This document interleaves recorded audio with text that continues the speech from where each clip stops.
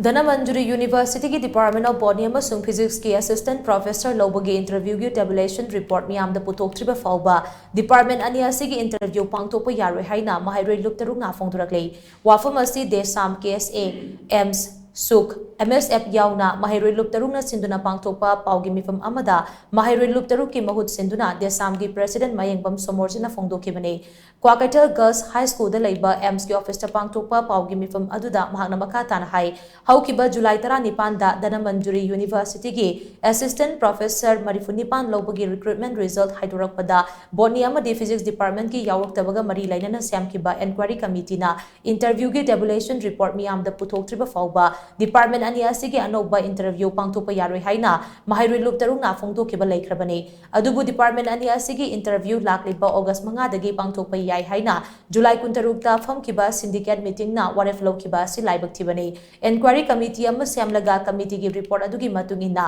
maralaiba myoi singi mathakta chapchaba action lokhatpagi mahut Enquiry Committee ki report namsinduna thamlaga Department ani asigi interview tawragani haina waref lawrakpa sina Enquiry Committee adu maming khaktagi semkhibani haibasi mayek senghale laibak thibadi Enquiry Committee da yauriba myoi ahum adu kana kanano amadi makoigi sinfamna chingba details amata pandana semkhiba sina committee semkhibagi process asisu yamna masen marangba thabak amane loinana meeyam bu apangba sibani haina maheiroi luptarukna lawi masina Pumnamagasina semkiba Enquiry Committee adu achumba puthoknaba semkiba nate maheiroi singi ihau namthanaba launam tawduna semkiba Enquiry Committee amani haina lawi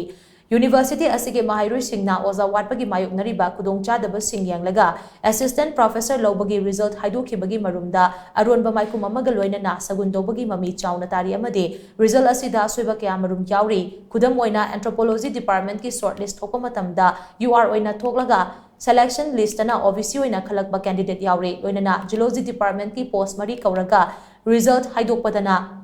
yamna proportionate oidaba mongda yoitara manga Khanjinduna yamna mawung tadaba result ama oiri nakalamaromda Assistant Professor gi oina advertise tawkiba thokiba masing ase marifu nipani adubo result lauthorakpa matamda anoba post masing humpu henganna result lauthorake masina anoba fresher candidate kaya apply tobagi tanja do manghan bibaga loinana thawong ase Indian Constitution ki article 14 amasung 16 violate tobani haina maheiroi luptarukna lawi haina mangna phongdokhi Yang pikraba lenga ki akoi mahisang lairiba imphal mayamda lairiba higher secondary mayam gi emission tawba bawda category wafam si yam kupna yengaga masigi chentok chenjin si yana da bagi wafam phau lairibne duga oja ama mahiru takpi ga doriba aduga oja ama koi khanma matamda du college oja ama khanma matamda category da so yam chawna chenariba masi karmaina ohel aino masi kamaina oiri ino habase masi mahiroi lup ki lusingba adu mahiru lup ki